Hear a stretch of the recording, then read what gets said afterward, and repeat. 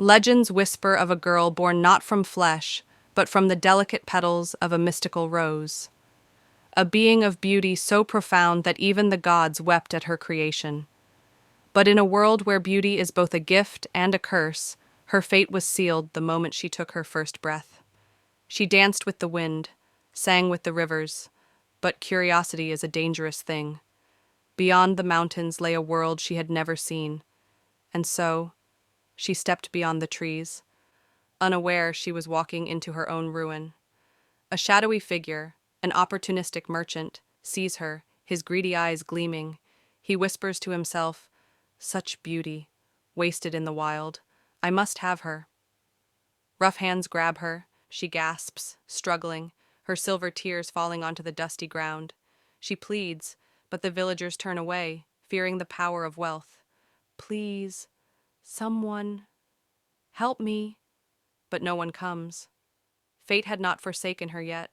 A prince, a man bound by duty, but drawn by something far greater, her sorrow. He freed her, offered her shelter, and in stolen moments beneath the moon, friendship blossomed into something deeper, something forbidden. But love is powerless against the weight of destiny. He was already promised to another, and his betrothed was watching. Jealousy is a quiet poison. She conspired with the king, and the prince was sent away for trial, blind to the trap that had already sprung. The princess came for her that night. She did not need a sword to kill her, only cruelty.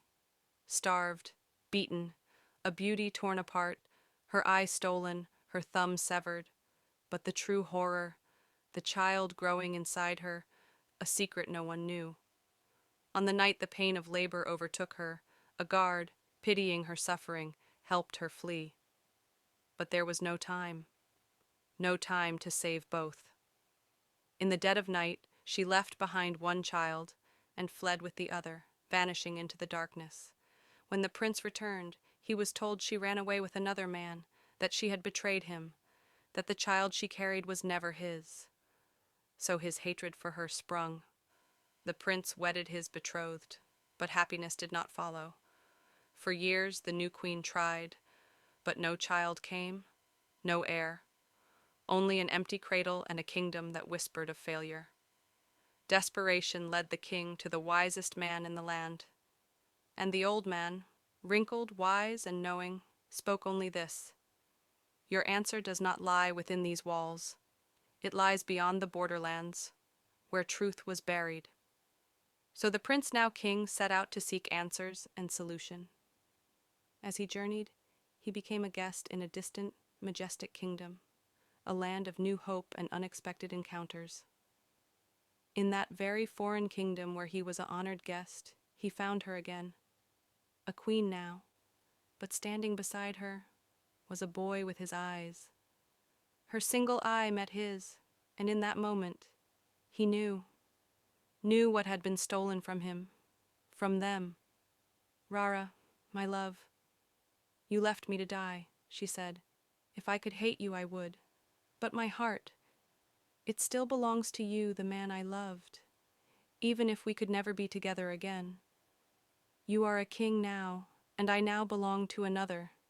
The king of that land saw her endless grief and made his choice.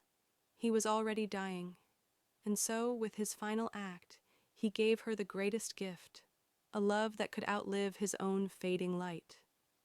With his last breath, he whispered, 'Smile for me, my queen, even if I will not see it.'" For a long time Rara smiled, with eyes glittered with tears. It's been so long she forgot how to smile. Her smile was like the rays of morning sun. Rara stands beside his resting place, tears glistening in her single eye. Her son, now a young man, stands beside her, ready to take the throne. But when the court suggests a new marriage for Rara, she gently raises her hand. "No, his love was more than a crown. He gave me a place to heal, to live again. I will honor him, not with another vow, but with my devotion." She steps forward, draped in a royal robe of deep crimson and gold, her hair adorned with white jasmine and morning pearls. She places her hand on the king's resting heart. "Let me stand not just as queen, but as the keeper of his memory. I owe him my strength, my peace, and I will lead this kingdom with the love he gave me. The people bow with respect, and petals are scattered in reverence as she takes the throne, not as a consort, but as a queen in her own right. The kingdom chants her name, Rara, the queen of roses and sorrows. Rara, come back with me, leave this place, let us try again, for us, for our children. I once waited for you, through hunger, pain, and despair. But when he held my hand, when the world turned its back, he stood beside me. His love was quiet, but it saved me. I cannot betray his memory, not even for the love we once shared. If only I had found you sooner, Rara said.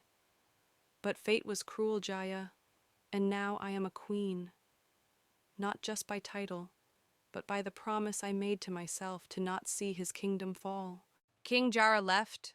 The truth was exposed. The false queen, banished, forced to wander, forgotten, faded into the annals of a dark past.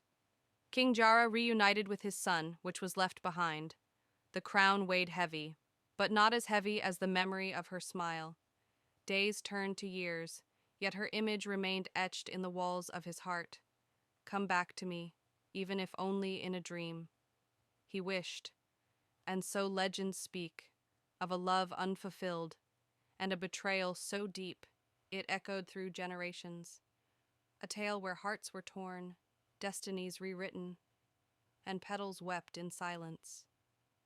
This is my first time posting, please. Like and subscribe.